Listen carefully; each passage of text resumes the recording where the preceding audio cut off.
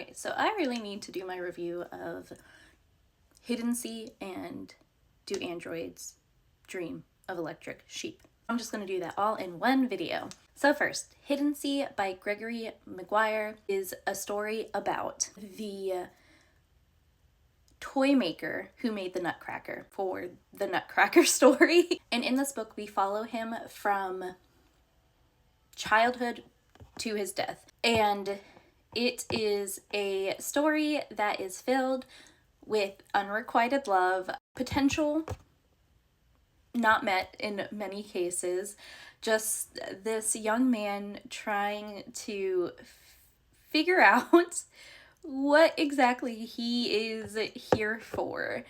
And there is some magical elements to it. It was, and I say this with great respect and great, I loved it, but it was a deeply unsatisfying book in many ways. And I say that as someone who journeyed with this character and wanted things to come to pass that do not come to pass. And it's frustrating in that way, but in a way that I really appreciate. And I really liked the prose in this story and the characters presented in this story. And even though I did not know anything about the Nutcracker before reading this book, finding out things about the story now makes me appreciate what I have read.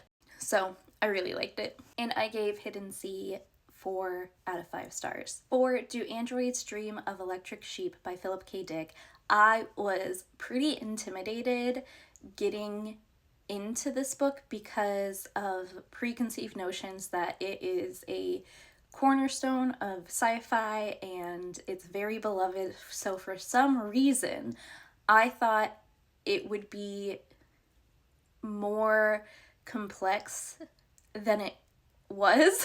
And I say that as a compliment. I don't like sci-fi that is too overly complex or trying to be too overly complex. I found the story pretty easy to get into, and in the story we follow Richard Deckard, who is a bounty hunter who hunts down androids and is it retires, I think they say? He kills them. And there are these 7 androids that have recently come from Mars to Earth, which is now basically dying from some sort, it seems like radiation, some world-ending event. It is Deckard's job to find these androids and take them out. He is also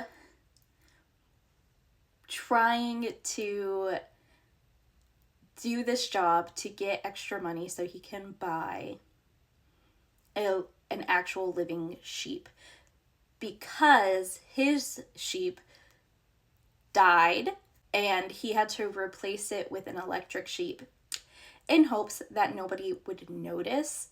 And living animals in this world are extremely rare. A lot of them have gone extinct or are on their way to extinction. So having a live animal is this huge status symbol. We also follow John Isidore, and he is labeled as a special. Some aspect of himself makes him different than the normal people that are on this world, where he is pretty socially inept. He does not catch on to social cues, and he is, from that society, looked down upon. I found him to be the most compelling character in the story, to be honest. And he has a new neighbor who has moved in, and she is pretty odd as well, but for a different reason. It's really interesting. It went some interesting places, and I looked more into Philip K. Dick after I read it, and I can see where his inspiration came from, where certain aspects of the story came from.